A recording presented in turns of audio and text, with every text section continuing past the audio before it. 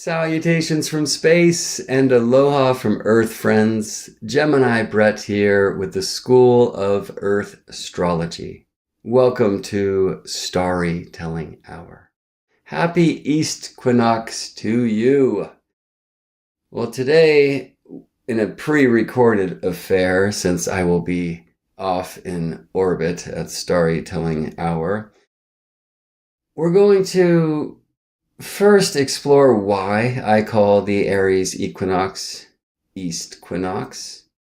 Then we're going to hear a beautiful soul song, musical transmission of this sacred astronomical moment, this beginning of the astronomical year in the eyes of many, this Eastquinox 2025. A beautiful musical transmission by Erik Deutsch. Before we do, I will show you how I take charts like this, or birth charts like yours, and turn them into harmony and symbolic scenes that I send to Erik to guide his, channeling of the music of the moment. First, we'll take a peek at some slides I put together for a coming course that help describe why I call Aries Equinox Eastquinox, okay? And why the so-called natural zodiac or zero Aries wheel is a thing. This is like a global chart, right? This certainly isn't a chart that accurately describes 2:01:30 a.m. in Richmond, California. I've cast it for a place, but by putting zero Aries on the left, I'm really speaking about the global ascendant. Why would I call it that? Well, let me show you.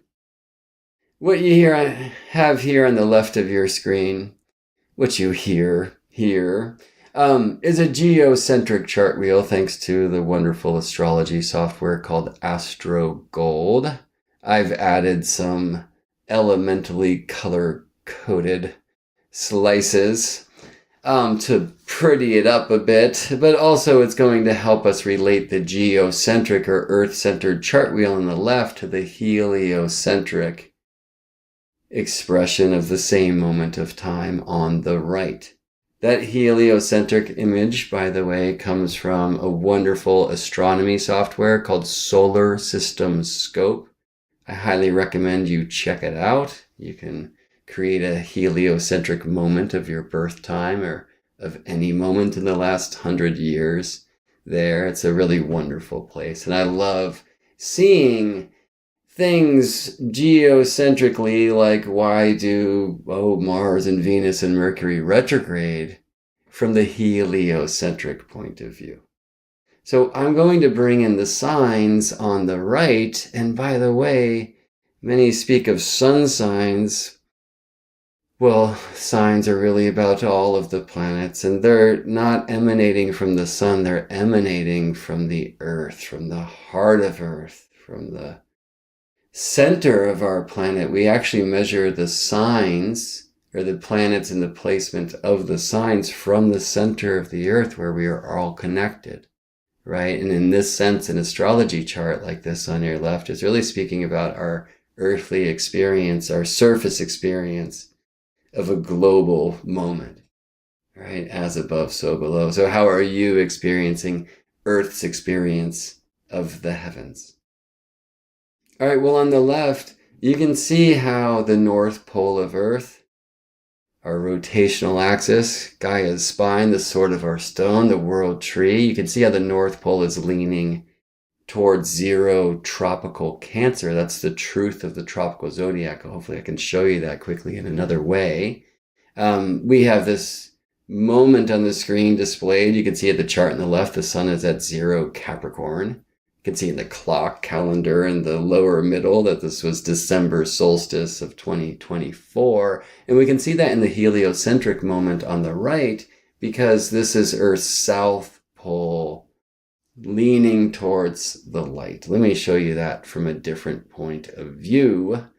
This time when the goat begins the climb. So here we are, the sun's in Scorpio and Sagittarius, and there. this moment that I like to call Southstice, this Capricorn solstice. Why Southstice? Because it's in this moment when Earth's south pole is leaning towards the sun. In our annual trip about the light, the solar year, the reason for the seasons is the tilt between Earth's rotational plane, the plane of day, the equator, and Earth's orbital plane, the plane of the year, the ecliptic. And once a year, each year, there is this beautiful global moment in time when Earth's south pole, that southern end of Gaia's spine of our world tree, is leaning towards the sun. And many decorate Christmas trees at this time, The star on top of the tree, by the way, would be Polaris, North Star. Anyway, at this time, of course, it's the longest night in the northern hemisphere, the longest day in the southern hemisphere, and hopefully this very rudimentary and not to scale image can help you see why. Maximum light in the southern hemisphere, maximum shadow in the northern hemisphere, because the sun is as far as it gets from northern hemisphere skies like those under which I live here in California. When the sun ingresses tropical Capricorn, the sun shines directly above Earth's Tropic of Capricorn. That's the southern bounds of the sun's travel. At that time, the sun stops. That's what solstice means. Stops what? Stops moving south as it has for 6 months, turns around. That's what tropikos means. And starts heading north for 6 months. We'll watch 3 months of that travel quickly here in this animation from the sun's southern bounds, the Tropic of Capricorn, which are 23.5-ish degrees south of Earth's equator, right? And again, this tilt between the equator, the plane of the day, and the ecliptic, the plane of the year, is the reason for this season. So let's watch quickly a seasons of time where from Earth's point of view, the sun is moving through Capricorn and Aquarius and Pisces and coming now to Eastquinox. At equinox time, the sun is shining directly above Earth's equator, right? So right between the southern bounds, the Tropic of Capricorn, and the northern bounds, the Tropic of Cancer. And because the sun is at this intersection of the plane of day and the plane of year, right, where the ecliptic, the plane of the year, passes over the equator, the plane of the day, at this time, the sun is above Earth's equator and therefore rises due east and sets due west. And we have equal day and night. Regardless of whether this is spring equinox, as it is for folks north of Earth's equator, or the fall, as it is for folks who are living down under, as we say. Now it's a northern hemispheric thing to say down under, right? Or that at Capricorn time, the goat begins the climb. Well, goats climb down too. Why would I say that? Because, of course, sun's Capricorn ingress means summer solstice for folks in Australia. But the truth is that Earth is moving northward through space.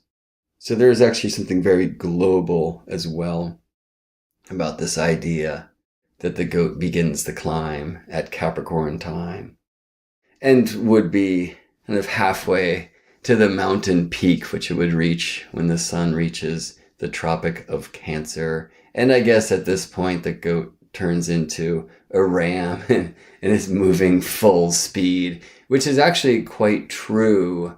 The sun is moving quite quickly between its southern bounds and its northern bounds at equinox time, because at the solstices, the sun stops, right? Turns around and slowly picks up speed. So in between the turnaround points, which are the tropics, the sun is moving very quickly on the horizons. Now, in another interesting experience at this time, the sun's Aries ingress, Eastquinox, we have the fastest sunrises and the slowest sunsets. if you live in the northern hemisphere, the opposite is true. In the southern hemisphere, the slowest sun rises and the fastest sun sets. An amazing thing to consider. Okay, let's see that same season from Sun's Capricorn ingress to Sun's Aries ingress, from solstice to Eastquinox from this point of view, right? So we start here, as you can see on the right. Earth's south pole is leaning towards the light.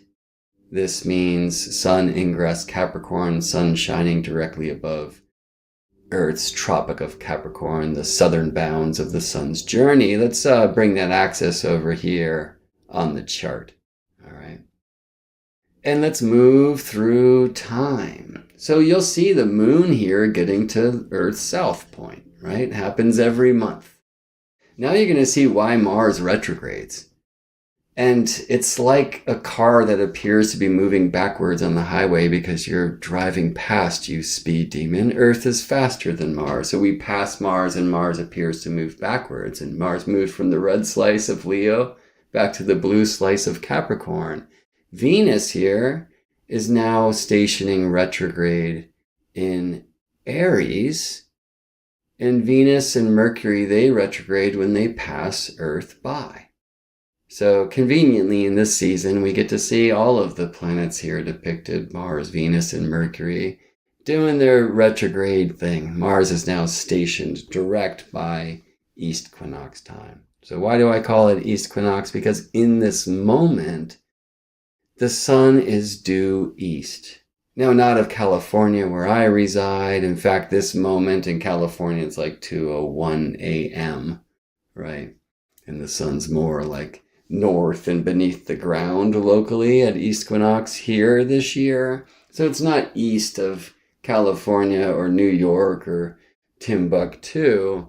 It's due east of the center of Earth, where we are all one. Right? If we all reach our arms above our heads, we're pointing to a different star because we're in different places on the surface of Earth, the above, the particular, the houses, by the way. But if we bring our energy now down through our spine and meet in the center of the Earth, right? The below is the whole, and that's the place where we measure planets in signs from. The above, particular planets and houses, right? So the house expression is going to be different in California than New York and Timbuktu in any moment. But down at the center of the Earth where we are all one, that's where the signs emanate from. And the cusp of tropical Pisces and Aries is due east of the center of Earth. And this is, of course, why I refer to this time when the sun reaches that east point, that global ascendant, if you will. That's why I call this time Eastquinox. And it's the sun passing over the equator. And it's the sun on the cross of the ecliptic, the plane of the year, and the equator, the plane of the day. Sun on the cross kind of sounds like Easter, which is an equinox thing. Though it's going to be late in this calendar year of 2025 because, Easter is configured to many cycles, right? It's the Sunday after the full moon, after the Eastquinox. So the Eastquinox, you get Earth, Sun. Full moon, you get Earth, Moon, Sun. And then Sunday, the day of the sun. Because, well, that's a solar worship thing. Excuse me. Right, in these magical days and hours, right? The 7 days configured to the 7 visible lights, the sun, the moon, Mercury, Venus, Mars, Jupiter and Saturn, who are not here depicted because we're so zoomed in on the inner solar system, the rocky planets. All right, so hopefully that short bit, that kind of last quarter, by the way, of much more of expression like this from a coming course, helps you see why I often say that, like so many sacred systems of ancient wisdom traditions, The tropical zodiac is directionally aligned. In fact, I would suggest her signs are directionally defined, and why I call the Aries Equinox Eastquinox like this. The tropical zodiac is the directional zodiac. And 0 Aries is due east of Earth center. And so in this way, that point in space, but really that point in respect to Earth's world tree, is like our global ascendant. And this is the astronomical mechanism behind the turning of the ages as we follow that Aries point through the stars or through sidereal signs. It's a long tale for another time. And it's why perhaps this is a good beginning to the circle. Which point on the circumference of a circle is the beginning of the circumference of the circle? All of them. I kind of feel the beginning of the year when the sun is born from the longest night at winter solstice time. But when I say winter solstice, it's a very hemispheric thing, right?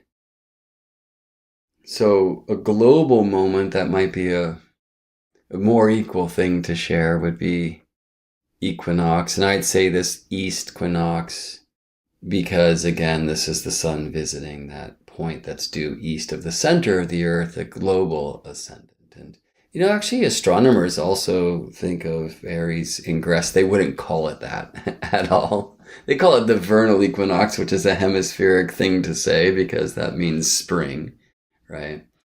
But many astronomers also call this the beginning of the astronomical year. As you know, many astrologers call this the beginning of the astrological year, right? So if you do, Happy New Year to you, my friends. And if you're in New York, 5:01:30 a.m. on your clock time. And in Timbuktu, I don't know, but many hours, beyond that. But very importantly, this is an image of a global moment when the sun is due east. Now, I put a chart like this on the screen, especially a chart of such an important moment, and I feel inspired to tell you all about it and what might we expect this year and such. But that's not what we're going to do today. I want to try to stay out of the mind a little bit. We're going to instead hear a musical transmission of this moment. But first, let me tell you how I get from a chart like that to a code, a set of musical harmony and symbolic scenes that I send to my dear friend, master pianist Erik Deutsch, to create songs of the soul. It's a very simple system that we use. Let me rewind and we'll look at this thing. So the idea is that in the Western harmonic tradition, we divide an octave of frequency, okay? The octave, or the eighth note of the scale, do, re, mi, fa, sol, la, ti, do, right? Like that eighth note of the scale is actually the harmonic, the second harmonic of the first note. So do and do, right? So if you want to hear that, you can sing, well, we were just at Christmas time, weren't we? Chestnuts, roasting chestnuts, or let's be more global, somewhere. But sing it better than I did. Somewhere over the rainbow, the first two notes are a musical octave. Somewhere. There's another Christmas song that's been coming in for me lately that really helps, which is, do you hear what I hear? There's an octave in there, right? So that lower note and that higher note. And clearly my voice is not the vehicle to most beautifully express these things. But the truth of an octave is it's really a doubling. So we take a frequency and we double it, right? Or we take a wave, right? Like on a string, for example, and you pinch that string in half, and now you have two waves moving twice as fast and twice the frequency, twice the pitch, all right? Anyway, since around the times of Bach, a convenient convention is what's called equal temperament, where that space of doubling frequency of the octave is divided into 12 equal slices. Sounds a bit like the tropical zodiac, right? Where we take the sun's path through our sky and divide it not into equal slices of time. The tropical zodiac is the best solar calendar ever, but it's following the sun through equal space, right? As the sun moves 30 degrees through our sky, right? It's not equal time because orbits are not circular, but rather elliptical, right? But in this equal division of space, it's a mirror, if you will, of this system we in music call equal temperament, where we take that doubling of a note to its octave and we divide that space of frequency into 12 equal slices, all right? There's many other ways to do this, right? Like it said, you can't play Indian music on a fixed string instrument like a piano because there's tones in between these tones. There's a lot of argument that this equal temperament thing is just a devilish device that actually takes us away from the natural harmonic series, and it's a good argument, by the way. But regardless, we're going to hear Erik's beautiful Steinway grand piano, which is certainly tuned equal temperament style, and with A equal to 440 hertz if you've found your way there, because Erik is a recording musician and makes records with all sorts of folks. He tours with the Black Crowes, which were one of my favorite bands, like back in the day. Erik's played with so many people.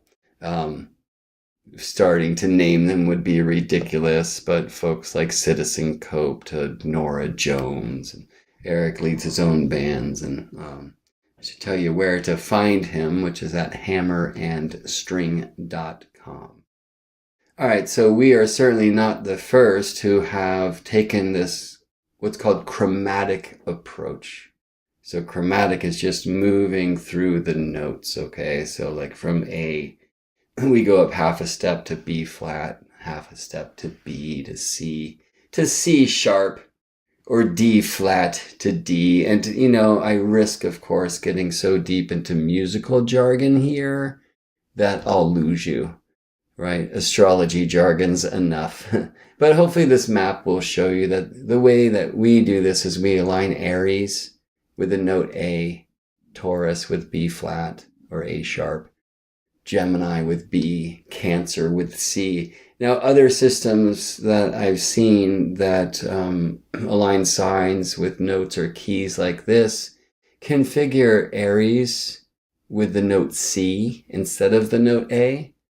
But when I tested that and just felt that, it was like, I don't know, because Aries just feels like it needs some sharps. Okay, which are these things here. The key of A has 3 of them, whereas the key of C has no sharps and no flats. And, you know, on a piano, by the way, that's all the big keys, all the white keys, right? Where the sharps and flats are the black keys.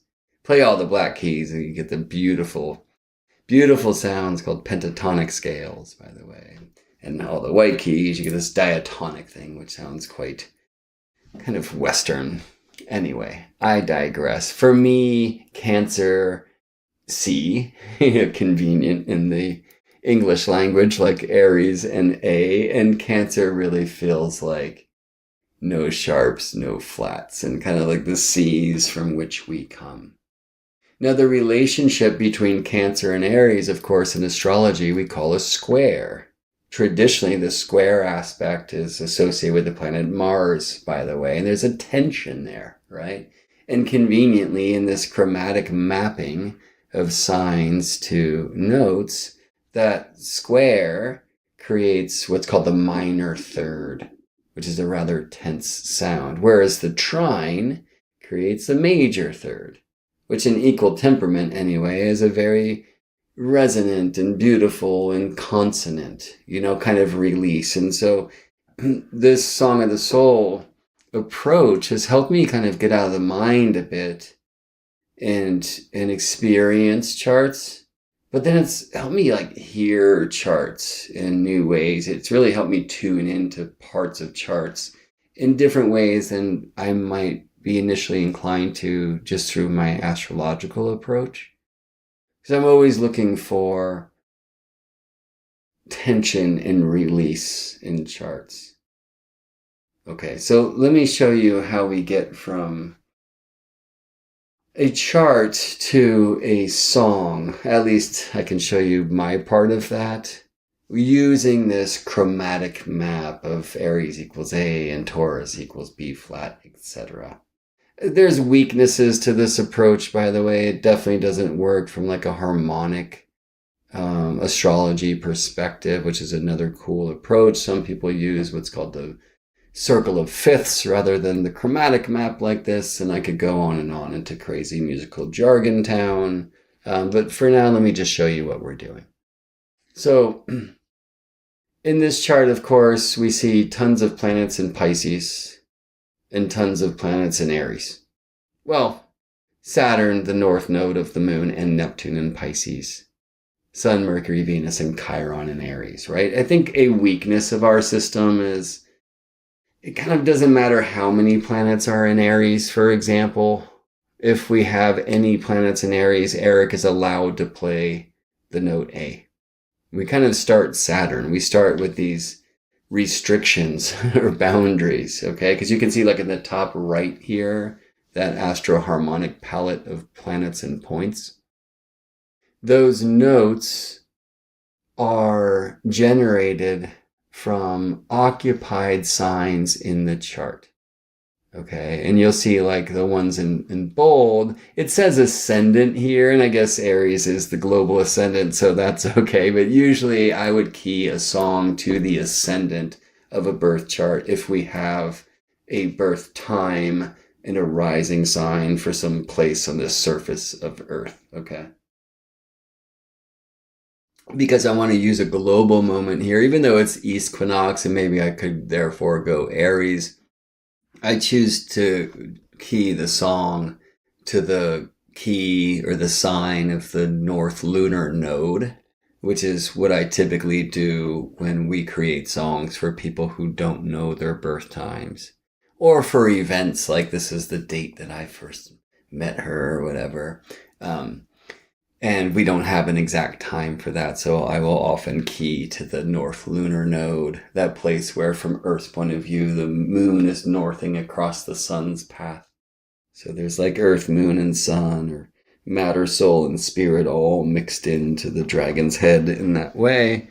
And it is eclipse season after all, so why not key to the lunar nodes? And that's why, by the way, jumping all the way to the bottom of the page on the right, you'll see that we resolve to the North Node, A flat. Now it says it's guided by its steersman. That's just because I didn't edit this too much from the template that I use for birth charts, because typically I will resolve to your rising sign. And the steersman was an ancient term for the guide or the dispositor. I don't like the word, but the ruler of the ascendant sign. So like if you're Gemini rising like me, Gemini is said to be your rudder, your ascendant is your rudder, and then Mercury would be the steersman. Or if you're Cancer rising, then the moon is the steersman, the steerswoman if you prefer, of your life's journey. Okay.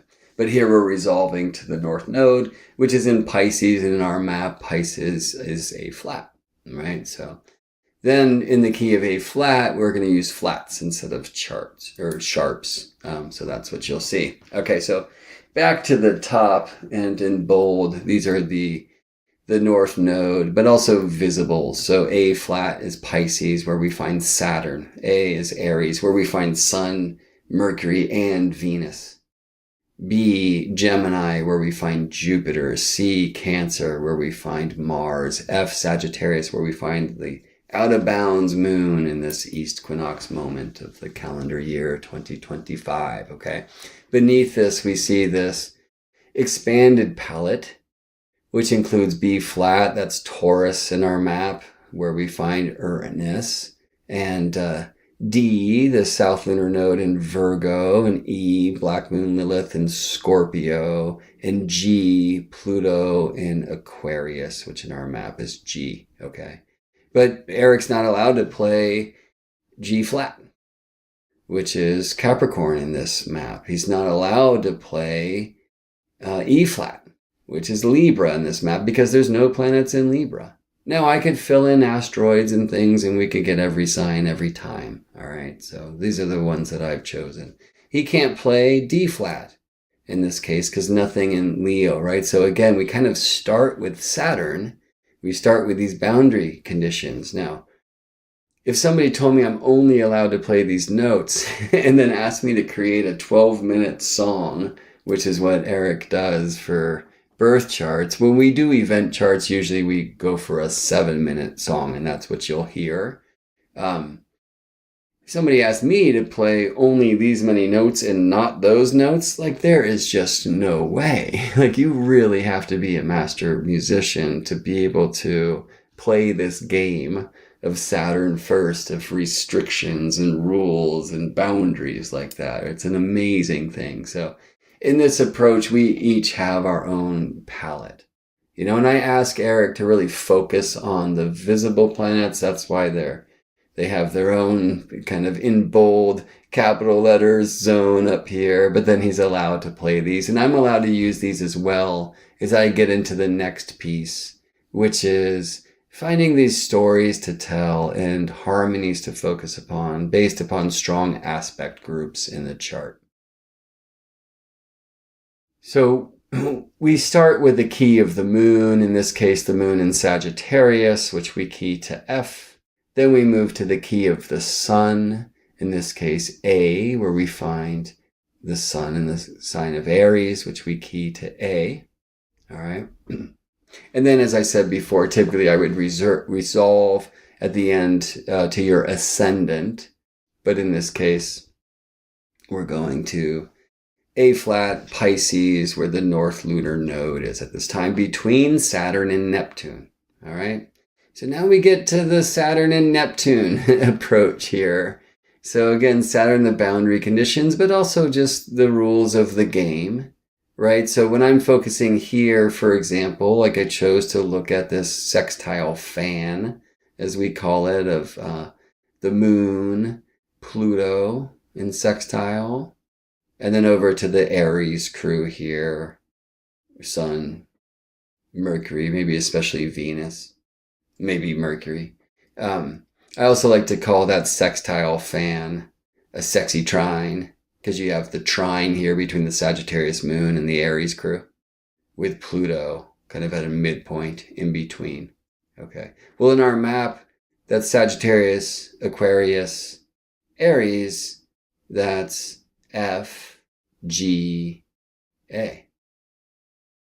And so Erik is encouraged at some point in his flow, I'll call it like channeling of this moment. I don't think, well, I know he wouldn't, but to play this game of going into base changes of F and G and A, kind of a climbing thing. Well, climbing with Pluto and the moon out of bounds, which means, by the way, in this case, south of the southern bounds, south of the Tropic of Capricorn, right? And so then I send him this vision, right? So it's like, okay, here's your like harmony assignment. So play that game. But keep this vision in your mind, or let it guide you, right? And so the vision that came through was this, of Orpheus slowly walks upward from the depths of Hades. He plays his harp to keep the dead at bay and focuses on the light ahead and upward, knowing that if he turns around to check on Eurydice, she'll be trapped in the underworld forever.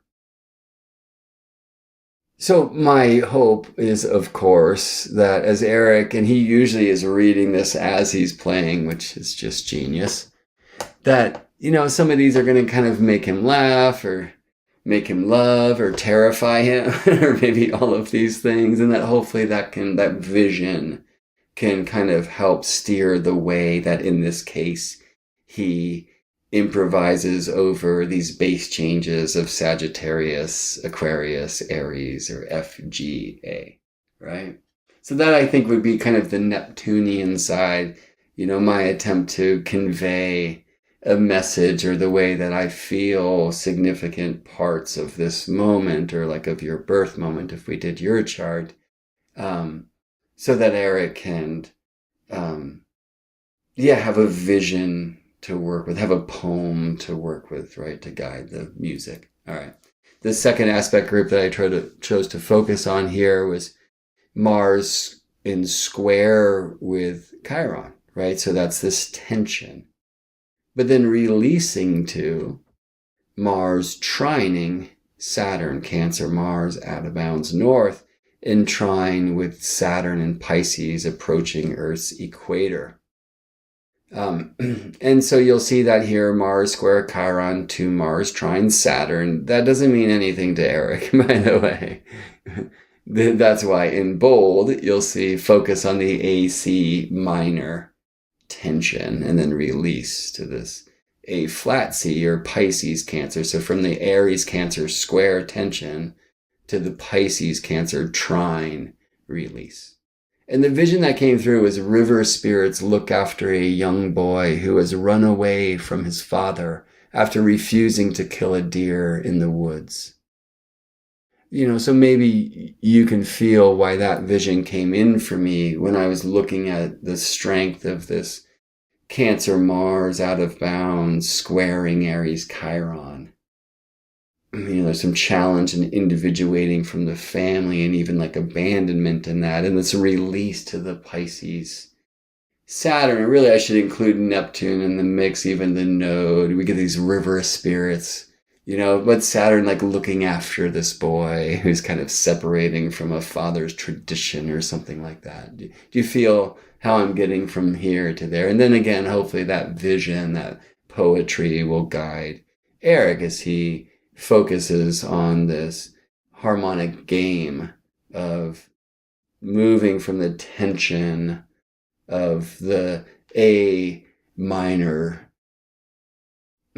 third to the A flat major third, to speak musical harmony, right? Which is what he does. Okay, so finally here, I'm speaking of this planet party. I didn't finish earlier when I was saying one of the weaknesses of this approach is like if we have so many planets in Aries, he just gets the note A. Now, sometimes in one of my symbolic scenes that I'll create like this, I'll give Erik like, hey man, play like 5 A's, right? The grand piano has many different A's and different frequency ranges, really low A's and high A's. Sometimes I've actually had him prepare his piano, right? And I won't tell him what to do. But when I invite that, he might put a piece of paper in the strings and you get this crazy rattling sound, or put his hand in the piano and like tap in there, kind of do things. So I'm just like, there's a whole world of A's here and we need to hear, sometimes I'll say play the lowest A and the highest A and then kind of meet in the A in the middle, whatever. I did it in this case. But in this case, I'm really kind of focusing on the strong stellium from all the way from Pisces, Saturn to Chiron and Aries over here, And the truth that like Mercury and Venus are retrograde in Aries now, they'll go back into Pisces before heading into Aries again. That Neptune's going to cross into Aries and then retrograde back to Pisces. Saturn's going to come into Aries, retrograde back to Pisces. The North Node, which travels retrograde, has moved from Aries to Pisces in January, right? There's so much happening at this east point, at this global ascendant point right now. It's a very powerful thing, right? So I'm just asking him to kind of focus on A flat A base changes. So kind of going from Pisces to Aries and back and forth, right? Neighboring tones like that, which in astrology we call an inconjunct, neighboring signs we say are blind to one another. There's a very significant tension if you play the neighboring notes on the piano and just suspend them. And, if you play them back and forth, you get the Jaws thing, you get the do, do, do, do, do, right? So now Erik's more genius than going just to Jaws. But at the end of the song, listen for this, right? Of these neighboring things and the tension therein, right? So you see, I called it the planet party with many multiple crossings of the Pisces Aries cusp. and asked Erik to play the Pisces Aries or the A flat A bass changes. And then the vision that I sent over was old souls descending for another incarnation on earth, bow as they pass the recently deceased who slowly ascend towards the stars. All right, well, let's hear the song. Before we do, I want to tell you, excuse me, first of all, I've been sick, but what I want to tell you? It's hard for me to advertise. It's just not my scene. Bad Gemini. Oh, maybe it's because I'm a Scorpio, like Erik. I'm born on October 24th. Erik, October 26th. But anyway, I shouldn't have any resistance to this, because if you're interested in receiving a musical transmission of your own birth chart, now's the time to order one, because we're offering an Eastquinox special of soul songs for only $222. Like, of an individual song, unique song that will sound like no other song ever from Erik's piano. And this is a master musician. Like, Erik's going to be touring with, well, I don't think I'm allowed to say it yet. Anyway, Erik is amazing, and he's an amazing person as well. So usually I charge sliding scale for all of my sessions, GeminiBrett.com/sessions, if you'd like to do a reading with me or to book a soul song. But if you book a soul song right now, make sure you use this URL, okay? GeminiBrett.com/song25. If you do, it's going to take you right to a place where you can, interestingly schedule, and you'll see a note when you do, like, pay no attention to that. I have to create time in the calendar to even receive payment through the system I use. So you book a 1-minute session, we don't show up for that, but that just allows me to receive your intake form with your name and birth information, or maybe your email address and some notes about, but this is for my lovely husband or whatever, or this is for our wedding moment, or for our divorce moment, or the birth of my child, or whatever, right? There's a place where you can just tell me what you want and enter all the birth information, and then we send you a song. Erik's actually between tours right now. He's playing with his own band in Mexico City, where he lives, some this month. But yeah, we should be able to get a bunch of these done this month. So we'll probably limit it at around 30. You can hear my hesitation because I'm also teaching a course right now. And I want to show you a little bit about that. In fact, while we listen to this beautiful song, while we listen to Erik's transmission of this Eastquinox 2025 moment, I'm going to just play for you some images from my coming course on the heavenly houses. So I'll show you that link. Before I do, let me show you this. It's eclipse season. I'm offering an eclipse special right now. So GeminiBrett.com/shadow will take you to a scheduling page where you can book a 60-minute session for 108. 108, by the way, connects the earth, moon, and sun, matter, soul, and spirit, crescent, and circle in very magical ways. So there you go. That's a significantly reduced price from what I typically charge.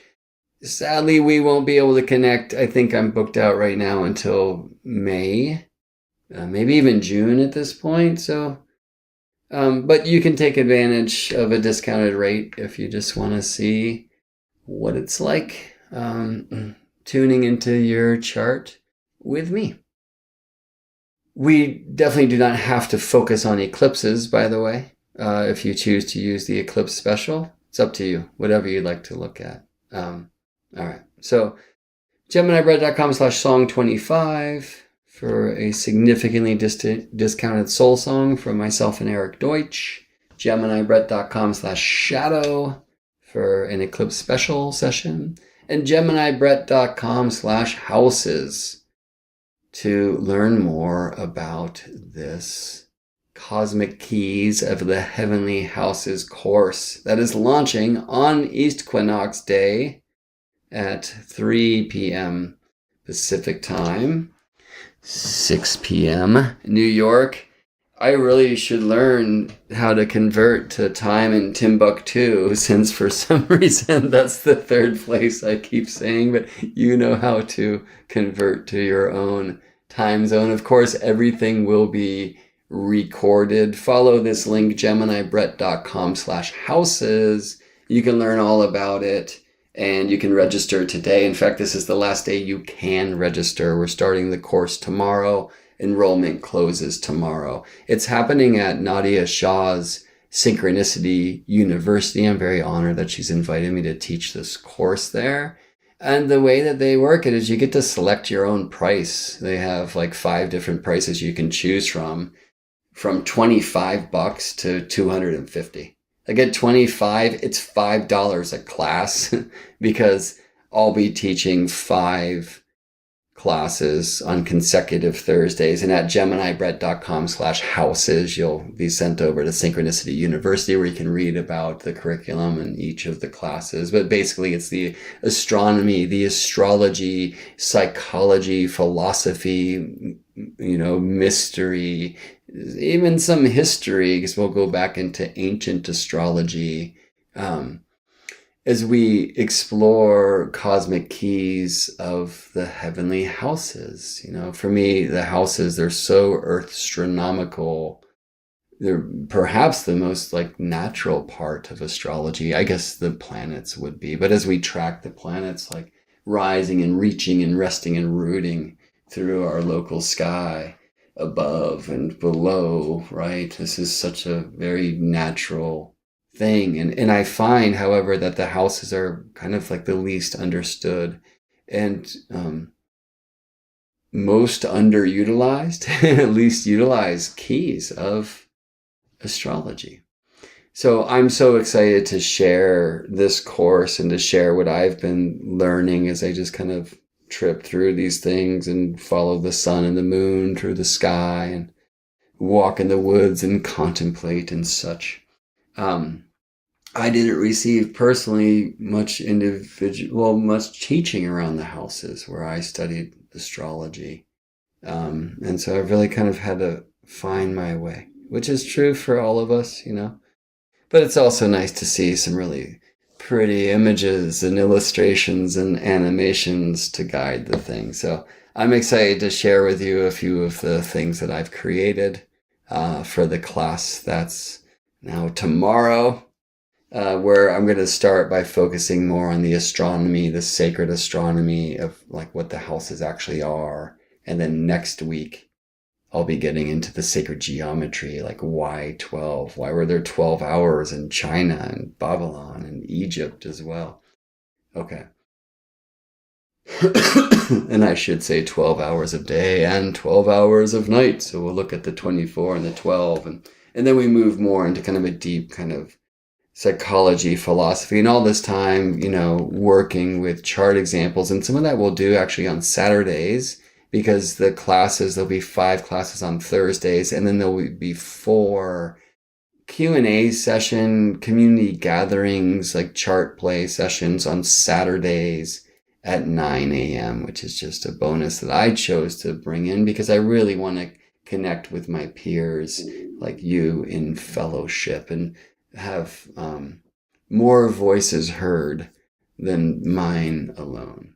So for as little as $25, you can get 5 classes and 4 community sessions. It's hard not to laugh at that, but I also do appreciate that that's going to allow the opportunity for many people to come participate and learn and share and connect. That's so important to me. And I know we have, I think, more than 100 folks registered already. So we're going to have a packed ship for this journey into sacred space. Okay.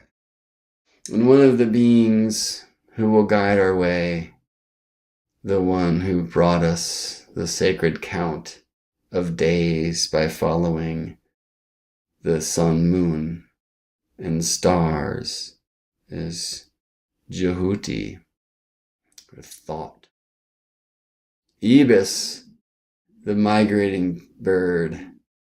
The year, and the baboon who rises and literally competes with others in the troop for high ground to be first to receive the light of the rising sun, the day. The ibis, year, the baboon, day. And the eye here, we see the falcon, Horus, Heru, and the eye. Well, I in the center of the universe. You are the center of the universe, the center of all radii of the one cosmic light.